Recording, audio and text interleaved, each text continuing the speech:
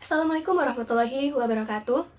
Perkenalkan, kami dari kelompok 6 akan mempresentasikan hasil progres artikel kami yang berjudul Feodalisme dan Diskriminasi Perempuan dalam Novel Gadis Pantai karya Pramudia Anantatur. Sebelumnya, perkenalkan saya Gila Nur Aulia dengan NIM terakhir 217, rekan saya Jihan Nurul Rahmalia 210, Alfian Aji Bintang 224, dan Nur Hadi 228. Baik, untuk memulai presentasi, izinkan saya menyampaikan materi pertama. Latar belakang penelitian. Sastra merupakan cerminan kehidupan sosial yang memuat ketimpangan, kekuasaan, dan diskriminasi gender. Melalui pendekatan sosiologi sastra, karya sastra dapat mengungkap struktur sosial dan relasi kuasa dalam masyarakat.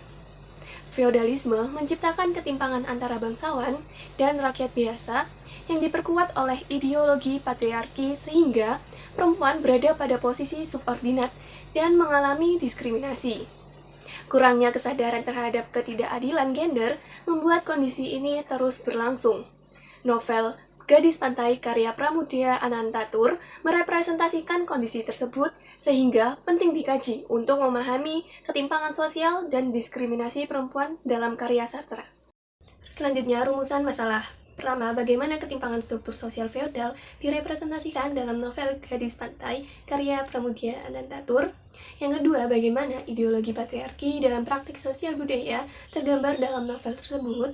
Yang ketiga, bagaimana representasi diskriminasi perempuan dalam novel tersebut. Dan yang keempat, bagaimana kurangnya kesadaran terhadap ketidakadilan gender ditampilkan dalam novel tersebut. Nah, di bagian kerangka teori ini ada beberapa poin ya. Yang pertama ada di bagian sosiologi sastra. Nah, sastra sendiri dapat dipahami sebagai refleksi kehidupan sosial. Sosiologi sastra bukan hanya memandang karya sastra sebagai teks imajinatif, tetapi juga sebagai representasi realitas sosial. Dalam konteks penelitian ini, novel yang kita gunakan untuk melihat struktur sosial, dan juga ada nilai budaya, dan relasi kekuasaan yang terjadi dalam masyarakat. Pendekatan ini memungkinkan analisis terhadap fenomena sosial seperti ketimpangan dan juga diskriminasi.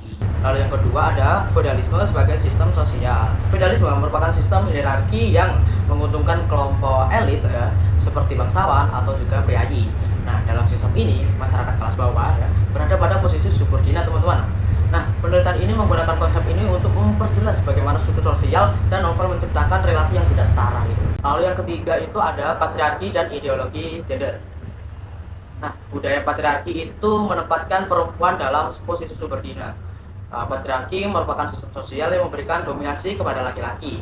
Dalam penelitian ini, patriarki menjadi dasar memahami bagaimana perempuan mengalami pembatasan peran, lalu juga ada ketergantungan dan kehilangan hak otonomi dalam kehidupan sosial.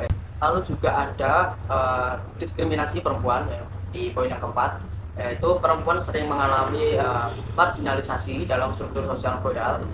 Diskriminasi perempuan muncul dalam bentuk ketidakadilan, subordinasi, dan pembatasan hak.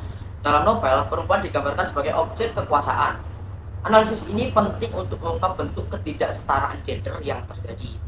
Kita masuk pada bagian metode penelitian. Nah, untuk pendekatan penelitian sendiri kita menggunakan kualitatif dengan desain studi kasus. Mengapa demikian? Pendekatan kualitatif digunakan untuk memahami makna secara yang mendalam. Studi kasus kita pilih karena penelitian ini berfokus pada satu objek saja, yaitu novel, sehingga analisis dilakukan secara mendalam dan juga kontekstual. Lalu untuk jenis dan sumber datanya, data utama pastinya tadi novel ya teman-teman, yang berjudul Gadis Pantai dari karya Pramudia Anantatur, dan juga ada data sekundernya yaitu dari beberapa jurnal, buku, dan juga dokumen ilmiah. Data utama berasal dari teks sastra yang kita analisis, lalu data sekunder digunakan untuk memperkuat interpretasi dan memberikan landasan yang teoritis seperti itu. Lalu untuk terkait teknik pengumpulan datanya, kita menggunakan studi pustaka atau library research. Pengumpulan data dilakukan dengan membaca, menelaah, dan mengklasifikasikan bagian teks yang relevan, teman-teman. Lalu fokusnya pada kutipan merujuk pada feodalisme, patriarki, dan juga diskriminasi. Lalu untuk validitas data, menggunakan triangulasi sumber. Triangulasi dilakukan dengan membandingkan data dari novel dengan referensi ilmiah lainnya. Tujuannya untuk apa? Untuk meningkatkan keakuratan dan keabsahan data. lalu juga ada teknik analisis data. Kita menggunakan model interaktif dari Miles dan juga Huberman dengan ada 3 tahapan. Itu yang pertama itu ada reduksi data. Kita memilih data-data yang relevan, yang sesuai, lalu juga ada penyajian data. Kita mengkelompokkan data dalam beberapa kategori. Lalu kita tarik kesimpulannya untuk menyusun makna yang secara induktif, teman-teman. Progres hasil sementara, yaitu hasil penelitian awal terhadap novel Gadis Pantai karya Pramudia Anantatur menunjukkan bahwa sistem feodalisme dalam cerita memainkan peran penting dalam bentuk hubungan sosial yang tidak seimbang.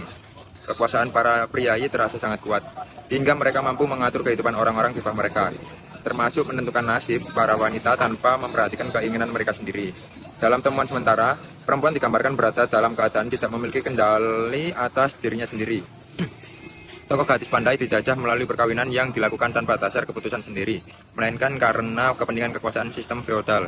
Kondisi ini menunjukkan bahwa perempuan tidak dianggap sebagai subjek, melainkan sebagai objek yang tidak bisa dimanfaatkan untuk memenuhi kebutuhan sosial dan status laki-laki dari kalangan atas.